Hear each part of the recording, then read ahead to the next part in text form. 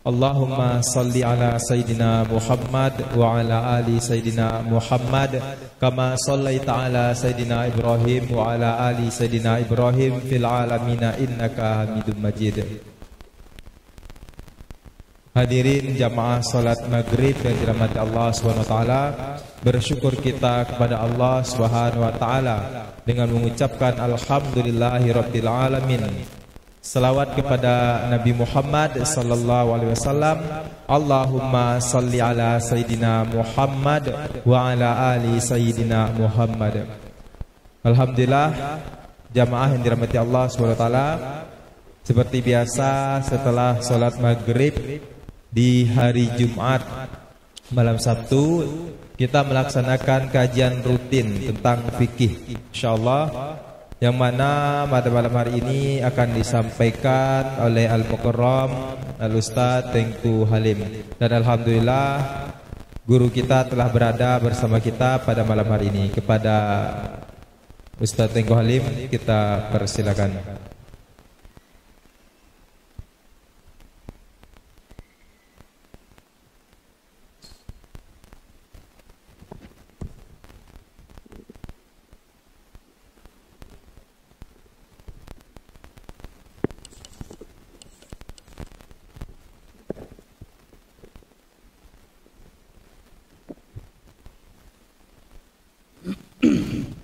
Assalamualaikum warahmatullahi wabarakatuh.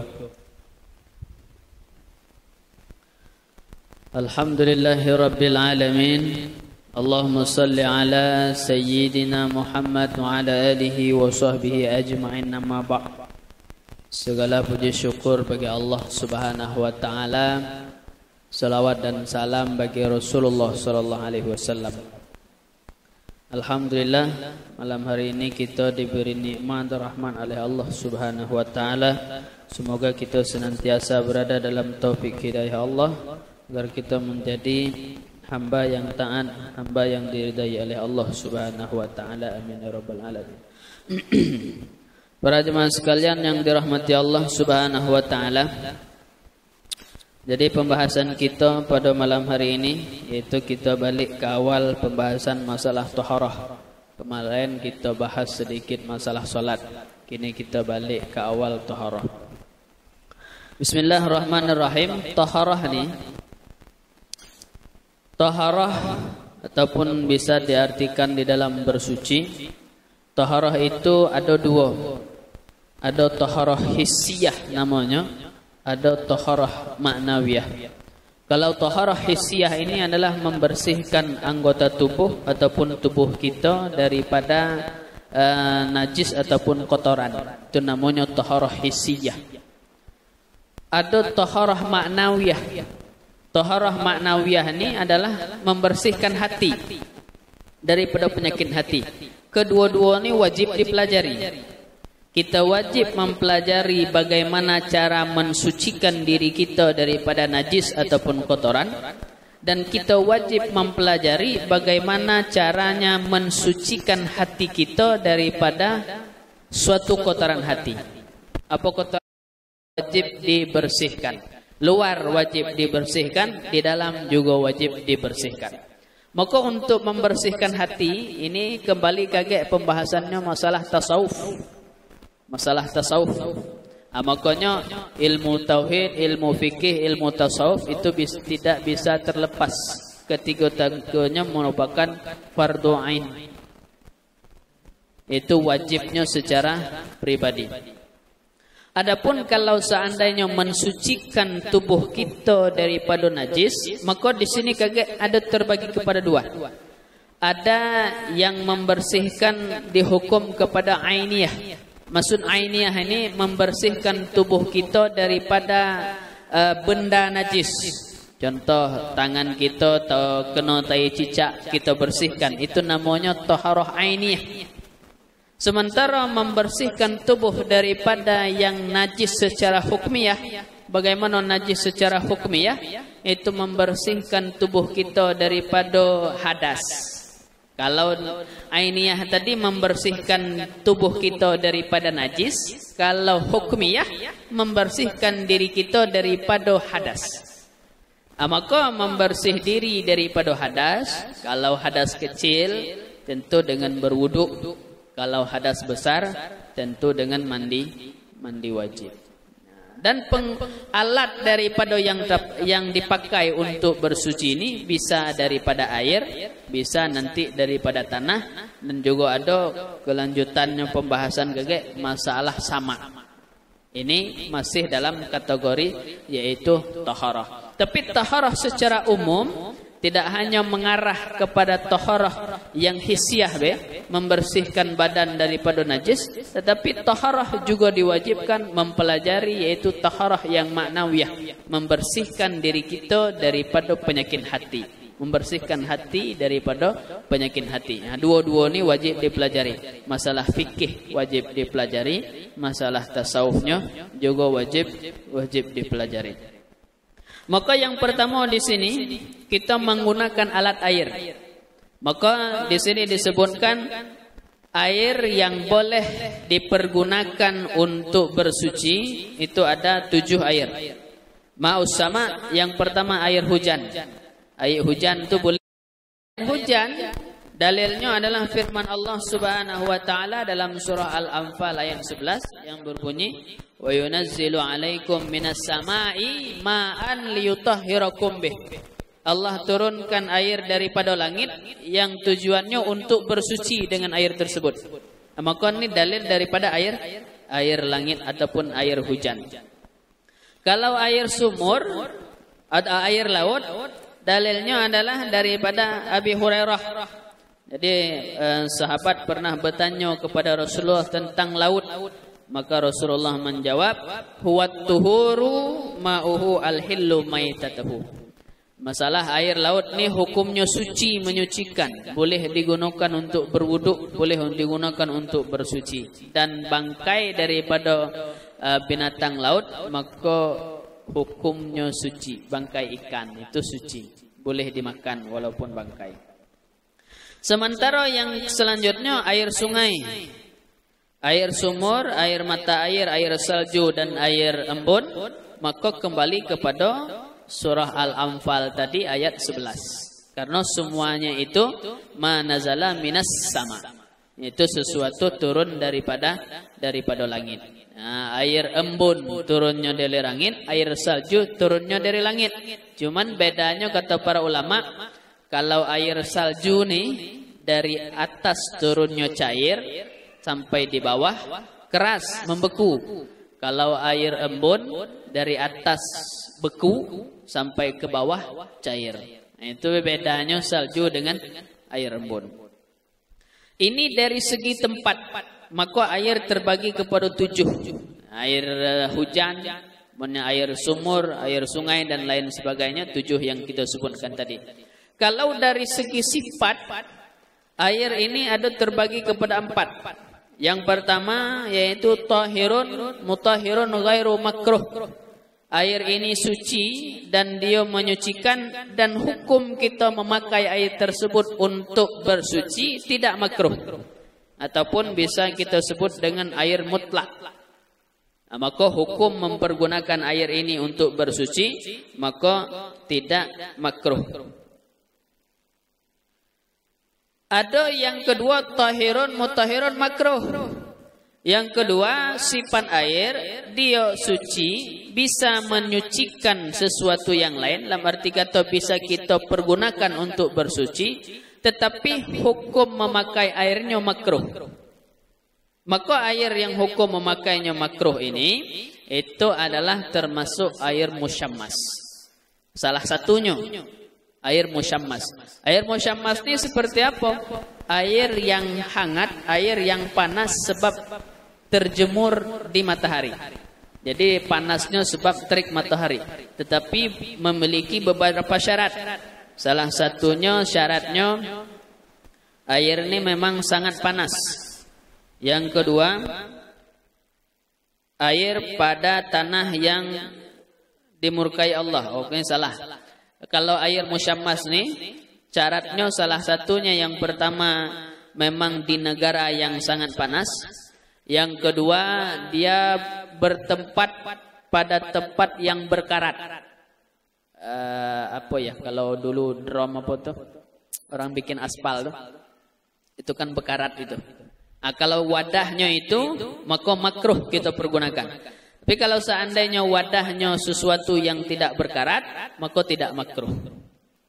Dan juga air yang termasuk makruh untuk dipergunakan untuk bersuci ini, air yang terlalu panas, air yang terlalu dingin, dinginnian makruh, panasnian makruh juga untuk mempergunakan untuk berwudu. Karena kita dianjurkan untuk menyempurnakan wudu. Tapi kalau airnya terlalu hangat, terlalu dingin, maka berakibat kepada tidak sempurna di dalam membasuh. Makanya hukumnya makruh. Ada juga air yang makruh, yaitu air yang berada pada tempat yang dimurkai Allah. Maksud nih, seperti misalnya air di negeri Sodom. Kalau bahasa apa? Sodom. Tempat Nabi Lut. Nah, apa negara apa nama Sodom? Air yang berada pada tempat yang sudah dilaknat oleh Allah, seperti tempat negerinya Nabi Lut dulu, maka menggunakan air di tempat itu hukumnya makruh. Kita gunakan untuk berwudu, hukumnya makruh. Kita gunakan untuk mandi wajib, maka hukumnya makruh. Di sini ada Nabi Lut ini alaihi salam dengan Nabi Ibrahim itu antara ponaan dengan paman. Nabi Ibrahim pamannya Nabi Lut, sementara Nabi Lut adalah keponaan daripada Nabi Ibrahim alaihi salam. Al-Kisah disebutkan di dalam Syekh Ahmad Sawi ataupun Hasyiah Sawi. Jadi Al-Imam Jalaluddin As-Suyuti menulis kitab Tafsir Jalalain. Kemudian Tafsir Jalalain ini dikomentari oleh Syekh Ahmad Sawi yang dinamakan kitab Hasyiah Sawi ala Tafsir Jalalain. Di situ disebutkan bahwa Nabi Ibrahim dengan Nabi Lut alaihi salam awalnya berada di negeri Babilonia, Irak. Kemudian mereka berdua ini pindah ke Syam, Palestina. Nah, Nabi Ibrahim dakwahnya Palestina, sementara Nabi Lut mengambil di pinggir laut, yaitu dikenal dengan negeri Sodomi. Ya. Maka di saat tempat Nabi Lut alaihi salam berdakwah ini, air di situ hukumnya makruh untuk dipergunakan untuk berwudu karena sudah dimurkai oleh Allah ataupun mendapat laknat daripada Allah Subhanahu wa taala. Jadi hubungan Nabi Ibrahim dengan Nabi Lut, Nabi Ibrahim dengan ayah daripada Nabi Lut merupakan sekandung. Ya, seibu sebapak. Jadi Nabi Ibrahim dengan ayah Nabi Lut ini sekandung berdua. Nah, kemudian ayah Nabi Lut bernama Haran. Haran ini punya anak yaitu Lut alaihi salam. Maka Nabi Lut merupakan ponaan daripada Nabi Ibrahim alaihi salam. Jadi dekatnya itu. Kemudian ada juga lagi air yang makruh untuk dipakai, yaitu negeri Samud, yaitu tempat dakwahnya kaum Nabi Soleh. Kemudian air di Telaga Barahud. Telaga Barahud ini terdapat di negeri Yaman, Hadramaut. Nah, Telaga Barahud ini disebutkan oleh Rasulullah dalam sebuah hadis, sebaik-baik air Zam-Zam. Seburuk-buruknya air adalah air Telaga Barahud. Diceritakan Telaga air Barahud ini, kalau pagi itu dia mengeluarkan air yang begitu banyak, mengalir dan airnya jernih. Tapi di sore hari telaga ini kering seakan-akan tidak ada pernah air di situ. paginya keluar air dengan apanya, dengan banyaknya, sorenya hilang tanpa bekas. Nah, itu telaga daripada Barahud. Maka Rasulullah mengatakan telaga Barahud ini adalah seburuk-buruk air. Karena itu ulama menghukumkan berwudu dengan air ini hukumnya makruh. Karena Rasulullah sudah mengatakan ini adalah air yang paling buruk. Ya, jadi ulama berbeda pendapat. Dia juga mengatakan telaga Barahud ini tempat kota ataupun tempat sarangnya para makhluk halus, jin dan lain sebagainya. Ya, ada sebuah kitab Irsyadul Ibad namanya, tentang masalah silaturahmi. Jadi ada seseorang yang ketika ia ini mendapatkan amanah, maka seseorang ini berkata kepada ulama, macam mana caranya saya mengenal daripada arwah yang dulu memberi amanah kepada saya.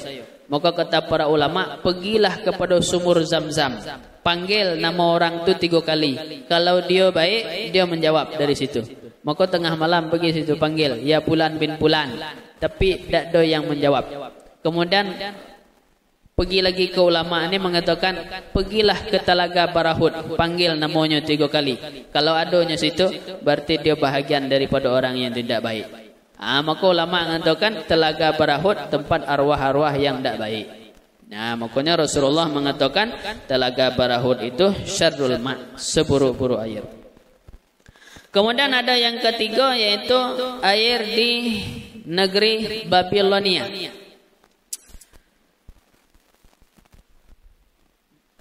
Tempat Babilonia ini makruhnya dengan sebab 2 hal.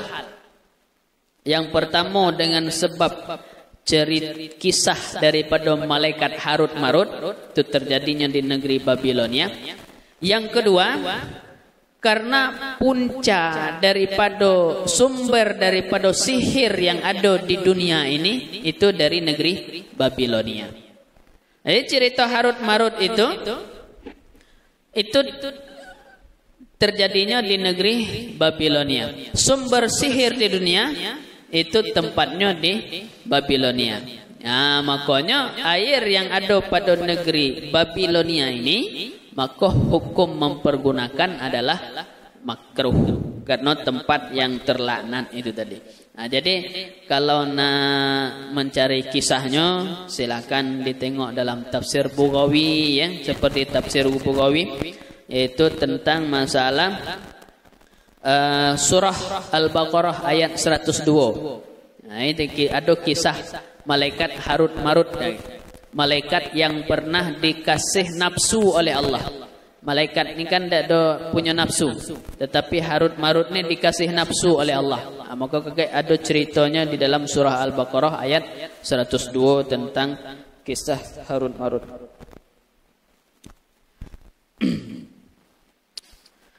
Dan yang terakhir sumur Zirwan. Sumur Zirwan ini, jadi ceritanya Rasulullah itu pernah kena santet. Dan ada yang mengatakan Rasulullah sakitnya selama 40 hari. Ada yang mengatakan 4 bulan. Nah, jadi Rasulullah ini menggambarkan apa? Bahwa Rasulullah juga manusia gitu. Jadi juga apa yang ada pada kita, Rasulullah juga punya sifat itu. Sakit juga ada pada Rasulullah. Jadi Rasulullah pernah kena santet. Kalau di dalam tafsir Jalalain itu disebutkan, perantara Rasulullah disantet itu rambut. Nah, makanya bagi ibu-ibu khususnya, rambut yang rontok itu jangan basing baik. Kalau bisa dikubur.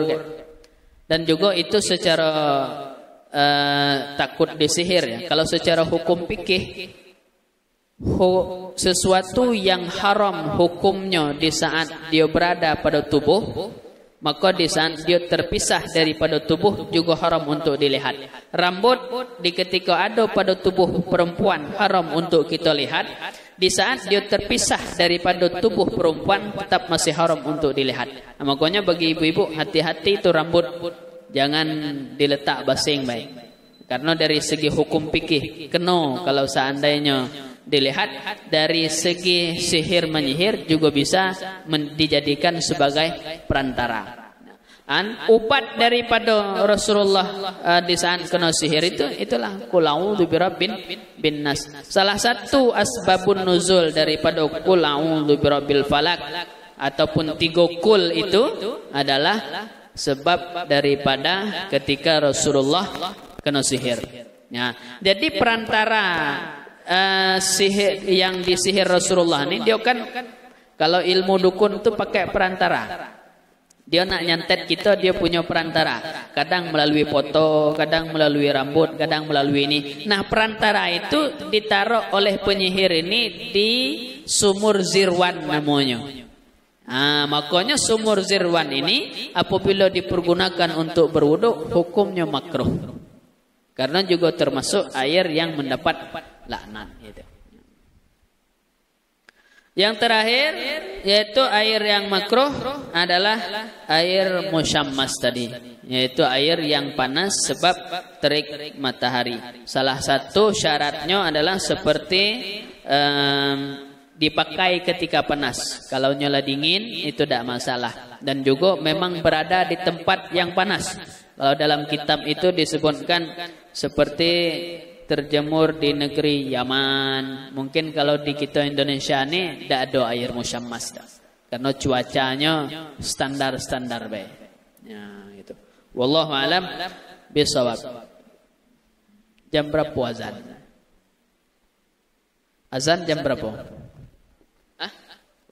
Lewat 24. Masih ya? Kita sambung dikit lagi dah.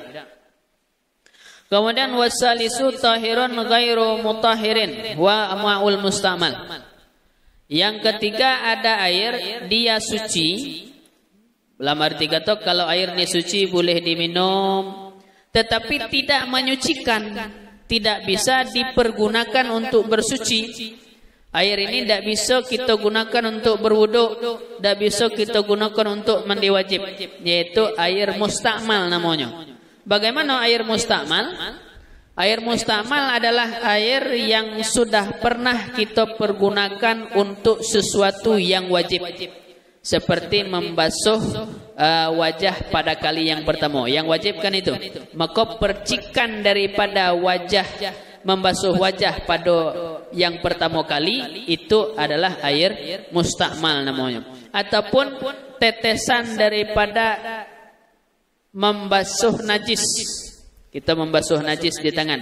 Tetesan di bawah itu air mustakmal nama. Maka air yang sudah dipakai untuk membasuh najis dan untuk membasuh basuhan wudu yang pertama kali, maka itu dinamakan air mustakmal. Maka seandainya ketika kita membasuh muka, percikan daripada basuhan yang pertama ini adalah air mustakmal. Andai dia masuk pada wadah yang tidak cukup 2 kulah airnya, maka air yang di dalam ini juga menjadi air yang mustakmal.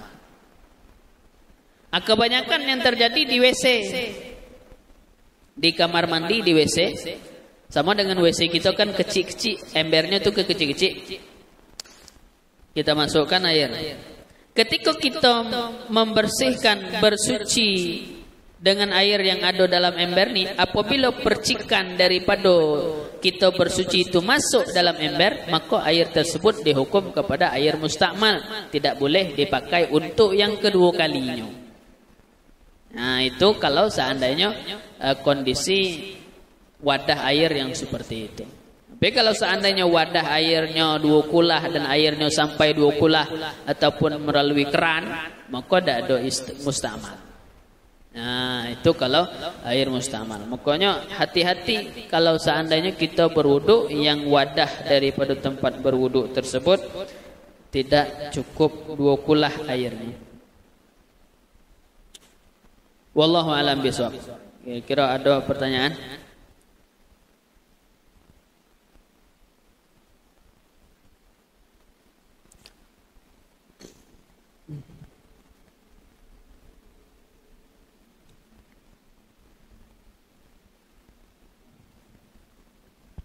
Tes.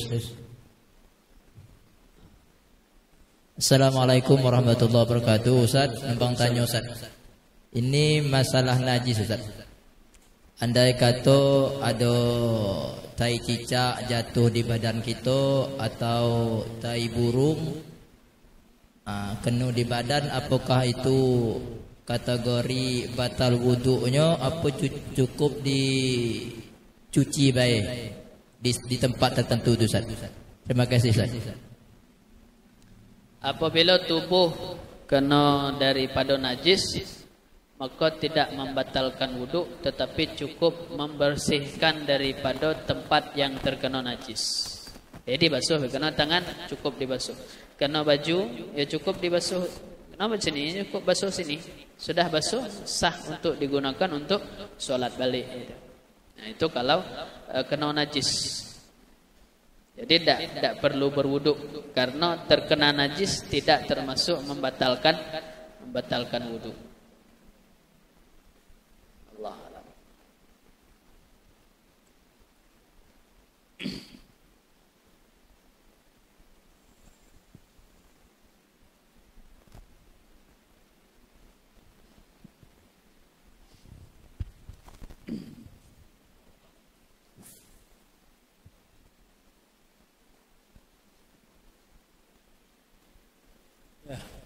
Assalamualaikum warahmatullahi wabarakatuh. Waalaikumsalam. Ini masalah air nih, Pak Ustadz. Seandainya kita ada di tempat wisata, misalnya Ustadz, di tempat wisata itu kan banyak yang menyediakan kolam-kolam renang itu Pak Ustadz. Cuma ukurannya bermacam-macam, ada yang agak kecil, kemudian ada yang memang luas, lebar. Tentu airnya juga banyak Ustaz. Kira-kira air ini bisa tak digunakan untuk berwudu Ustaz? Kalau tidak ada air yang lain. Air kolam renang ya? Ya yang apa situ bermacam-macam orang. Ada yang betina, ada jantan, ada budak, ada orang tua mandi situ. Kira-kira boleh tak dipakai untuk berwudu? Ya. Air yang di kolam renang ini ada beberapa kasus. Yang pertama, air tersebut sudah dijernihkan pakai kaporit. Kaget itu pembahasan air mutaghayyir. Yang pertama, apabila air yang kotor, istilahnya air yang kotor kuning sama dengan air awak kok, dikasih ubat sehingga dia menjadi jernih, apakah kakek itu masih boleh dipergunakan untuk berwuduk? Maka kata Syekh Ismail Zain, yaitu mufti daripada Mesir, mengatakan di dalam kitab Qurratul Ain beliau, itu masih suci mencucikan, sah dipergunakan untuk berwuduk, walaupun sudah dicampur dengan kaporit, karena tujuannya hanya untuk menjernihkan. Kemudian masalah di ketika orang mandi di dalam air kolam ini, kadang orang kencing di situlah apa segala macam. Bagaimana status air ini? Apakah masih bisa dipergunakan? Di dalam pembahasan air dua kulah. Air dua kulah itu sekitar 216 liter. 216 liter ataupun 60 cm persegi. Kalau tempatnya 60 cm persegi, panjang lebar dalam 60 cm. Kalau penuh itu 2 kulah namanya. Nah, di dalam air 2 kulah, apabila air ini nanti bercampur dengan sesuatu yang najis, maka air ini akan menjadi najis kalau seandainya dia berubah sifat. Berubah warnanya, berubah rasanya. Kalau seandainya berubah daripada sifatnya yang berubah, maka baru dihukumkan kepada air yang bernajis. Tetapi kalau di saat dia bersampur dengan najis, tidak merubah daripada sifat, warna, rasa dan bentuknya, maka tidak dinamakan, dia tidak menjadi najis, tetap masih sah digunakan untuk berwudu. Nah, contoh masalah kolam.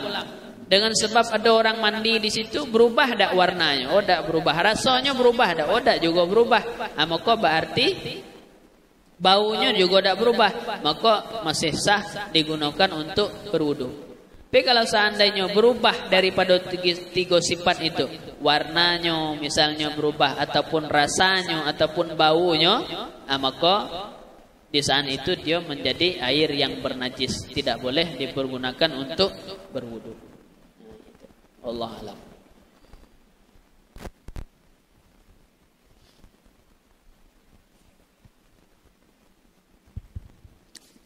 Assalamualaikum warahmatullahi wabarakatuh. Ini pernah terjadi pada diri saya sendiri. Ya, setelah sholat baru tahu tepijak tai cicak. Ini gimana kira-kira Pak Ustaz? Setelah sudah sholat baru tahu bahwa tepijak tai cicak. Sekian, terima kasih. Salah satu daripada syarat sah solat adalah suci badan, tempat, pakaian daripada najis. Apabila setelah solat kita tahu bahawa telapak kaki kita ada najis, maka solat kita tadi tidak sah. Berarti solat itu diulang kembali. Dan bagi orang yang melihat, kita di belakang, ni kanti di depan, oh nampak tai cicak di telapak kakinya. Setelah solat wajib kita ngasih tahu bahawa dia terpijak kai cicak. Wajib ya, wajib. Kalau tak dikasih tahu berdosa. Maka di saat kita nampak kasih tahu di telapak kaki awak ada najis. Maka orang yang terkena najis walaupun tahunya setelah solat, tetap solatnya tidak sah dan diulang kembali solat tersebut. Karena syarat solat suci daripada najis, baik tempat, badan, maka harus suci pakaian. Allah alam.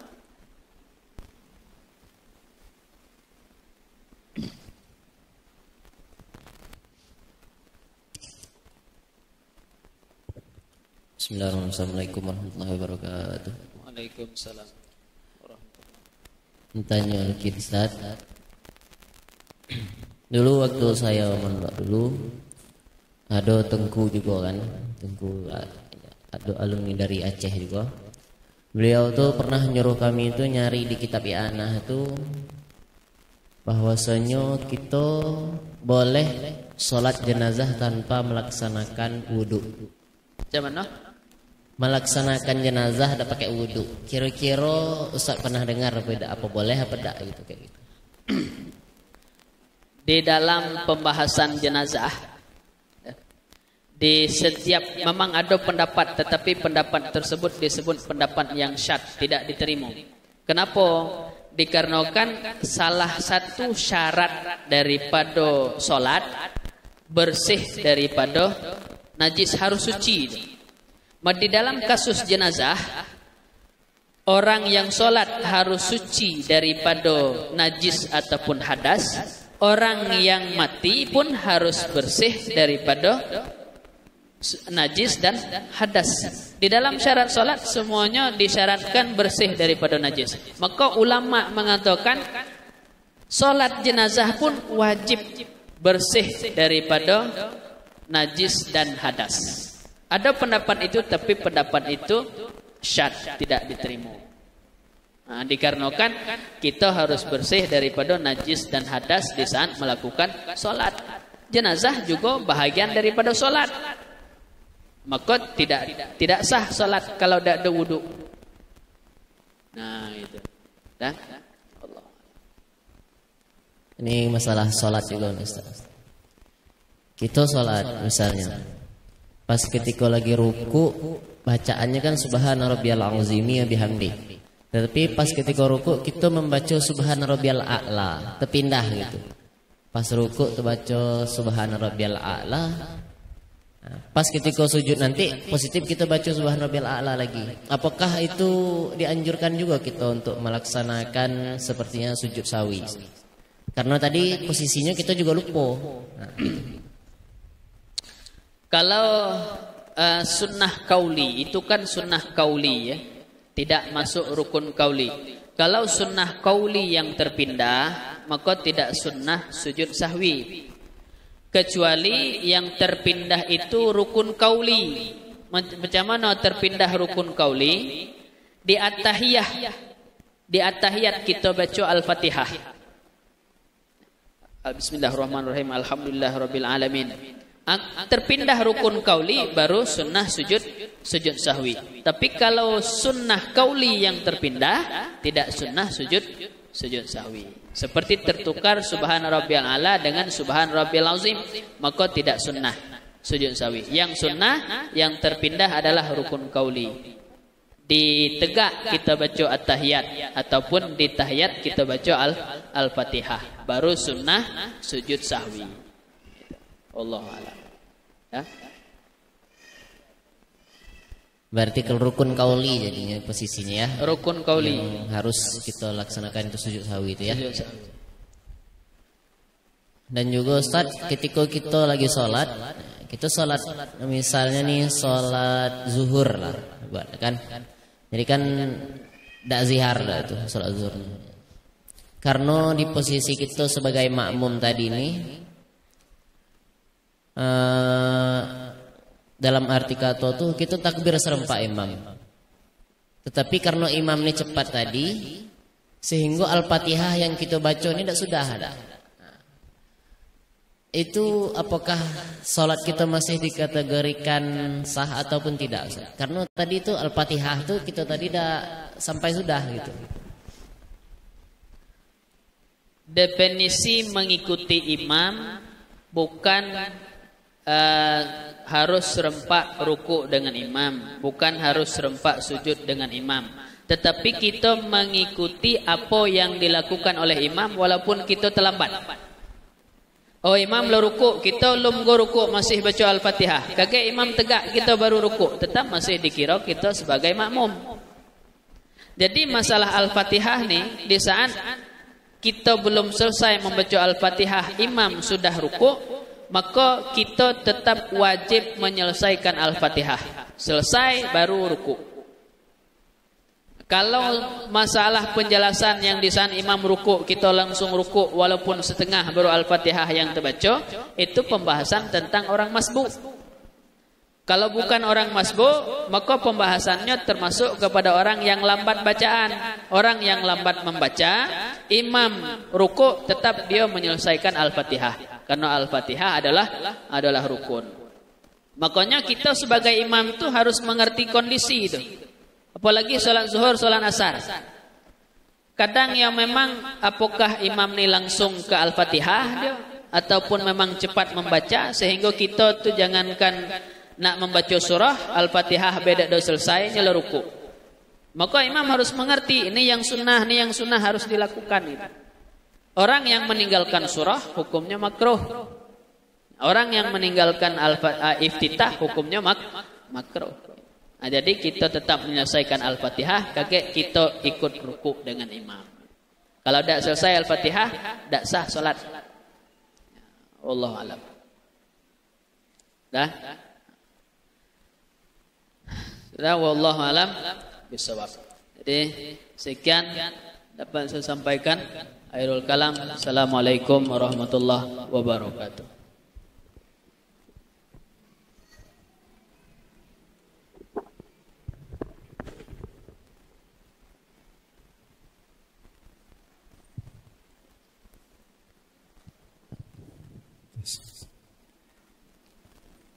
Alhamdulillah, terima kasih kita ucapkan kepada Tengku Halim yang telah memberikan ilmunya kepada kita pada malam hari ini. Semoga apa yang beliau sampaikan, mari sama-sama kita niat untuk dapat mengamalkan, hadirin mulia. Dan juga kita niat untuk menyampaikan kepada saudara-saudari kita yang mungkin belum sempat hadir pada saat sekarang ini. Alhamdulillah, insyaallah telah disediakan snack atau gorengan. Mari sama-sama kita untuk bisa menikmati hidangan yang telah tersedia. Dan insyaallah nanti sekitar masih ada waktu sekitar 4 menit lagi. Jadi silakan mari sama-sama menikmati ada gorengan yang telah disediakan. Sekian, assalamualaikum warahmatullahi wabarakatuh.